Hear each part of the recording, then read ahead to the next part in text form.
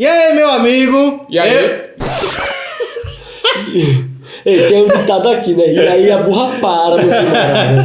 E aí, meu amigo? Eu sou o Rodrigo. Eu sou o Everton. E eu sou o Ed. E bem-vindo ao TipoCast. E hoje vamos falar de um dos melhores animes da atualidade, Boku no Hero. Eu já me matriculei na escola, hein? Você já se matriculou, vocês? Eu não tenho Eu já. poderes. Eu já. Hoje vamos discutir por que ele é bom. Por quê? Eis a questão. Ser bom ou não ser? Eis a questão.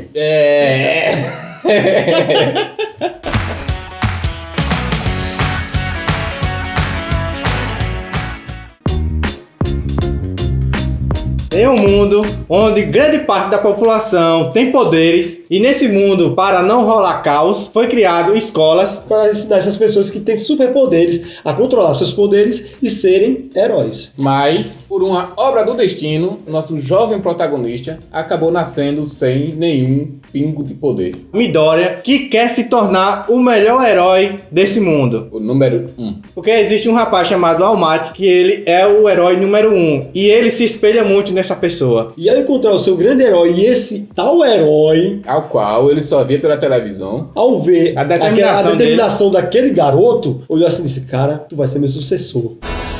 Jovem, você se mostrou digno de herdar o meu poder.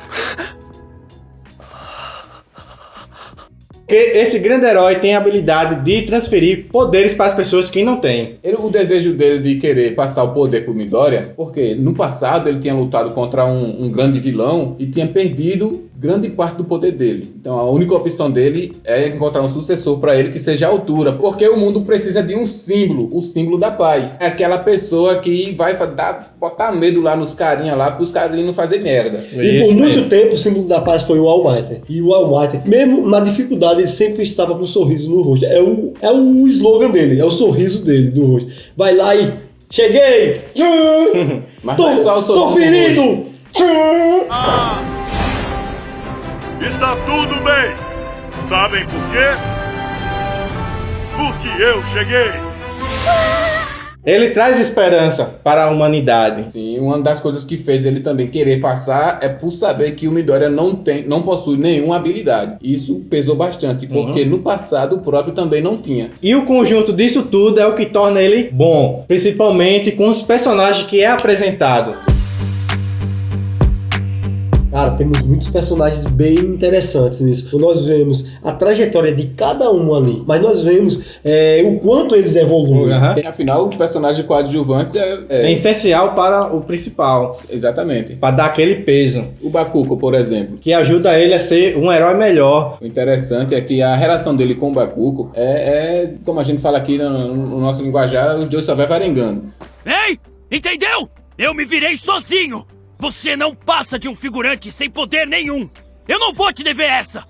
Só que um entende o outro. A história do Bakugo, o Bakugo tem uma história interessante também. Queria ser o sucessor do Aramite, mas entende porque ele escolheu o Midoriya. E o que eu acho muito interessante, como ele desenvolve os personagens, mesmo que alguns personagens não sejam tão foco, mas o jeito dele falar com outros personagens, você começa a entender eles. Ele não foca tanto na história de... Às vezes, de vez em quando acontece em focar ali, contar um pouco daquele personagem, mas a gente vê mais nele quando participa junto com o principal. E a gente, mesmo assim, entende um pouco eles também. O jeito, a maneira dele, como ele age, como ele é, assim, o sentimento dele. Tem uns que é mais calado, tem outros que é mais extrovertido, tem outros que é mais eletrizantes.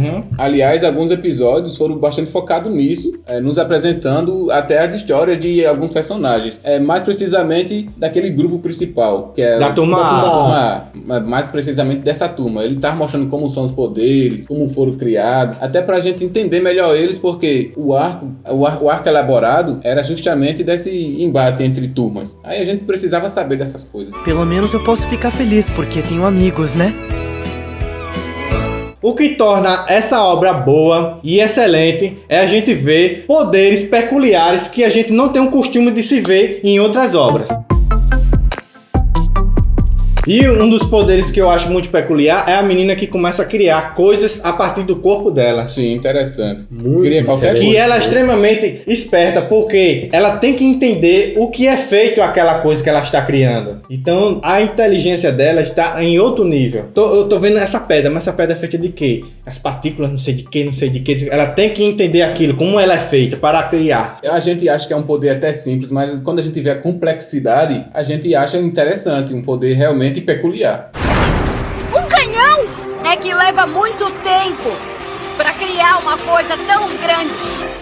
Mais pra frente também nos é mostrado um personagem que não é do grupo principal, mas se torna interessante e bastante importante na história, que é o Miriam. E tangibilidade, pra falar a verdade. É exatamente isso. Ele pode atravessar qualquer coisa coisa sólida. sólida. Pra ter o nível de controle que ele tem ali, foi muito treino que ele tinha, porque ninguém dava nada pra esse poder dele. Só atravessar. Ah, vou atravessar a parede. Ah, vou atravessar aquilo. Mas a maestria que ele usa, esse poder dele, o treino que ele teve ali, poxa, não.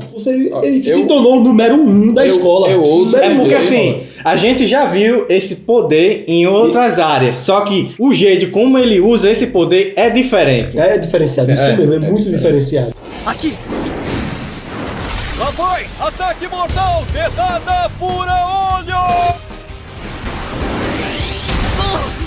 E outra, eu ouso dizer que se a história não fosse centrada no Midoriya, ele daria um ótimo protagonista.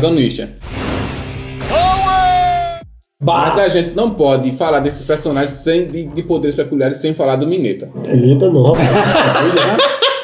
Qual é o nome dele? Mineta. Não é Mineta? É isso mesmo, Mineta. Isso aqui tá pensando coisas erradas.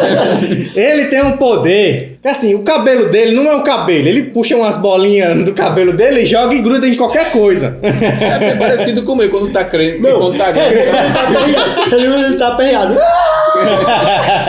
Ele começa a usar. E o interessante disso tudo, desses poderes peculiares, é a forma como eles são usados. Porque você olha, rapaz, uns poderes, como é que ele vai usar no dia a dia como super-herói? E a gente vê aqui como é que eles são usados.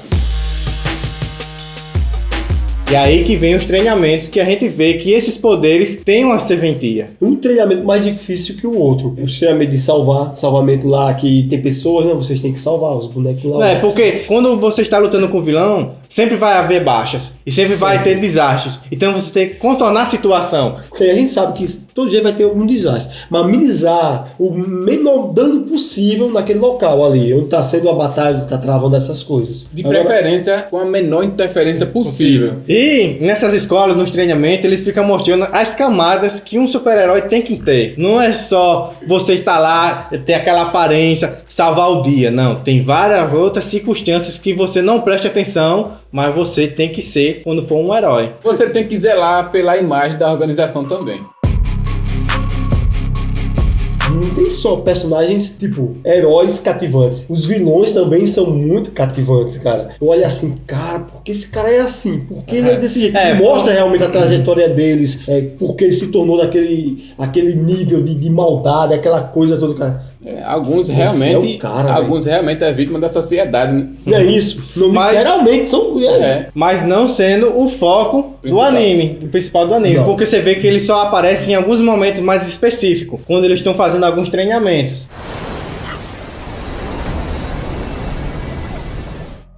E falando em vilão, vamos falar do ícone, All For One. Cara, que vilão é esse? Poder, aí só tem um pequeno poder, pequenininho poder de pegar poderes de outras pessoas para si e transferir para outro. Pulando do vilão primordial, né? Do primeiro, aparentemente, primeiro vilão da obra. A gente tem outros vilões interessantes também, como o caçador, né? De heróis. Que ele virou um símbolo para os vilões. E não só ele virou inspiração para vilões, mas também para alguns heróis. Que viu aquela força de vontade dele de matar uma pessoa como fosse algo inspiratório. É porque tudo tem um contexto. Eles se inspiraram no contexto da história de vida daquele vilão lá. Não foi porque ele tava fazendo maldade, né? Era do contexto.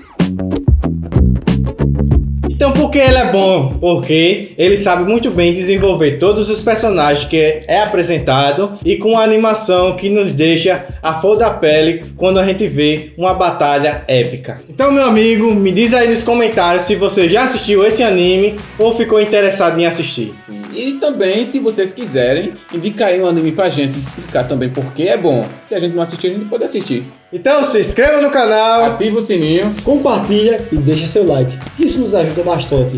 e siga a gente lá no Instagram pra ver os bastidores dessa resenha.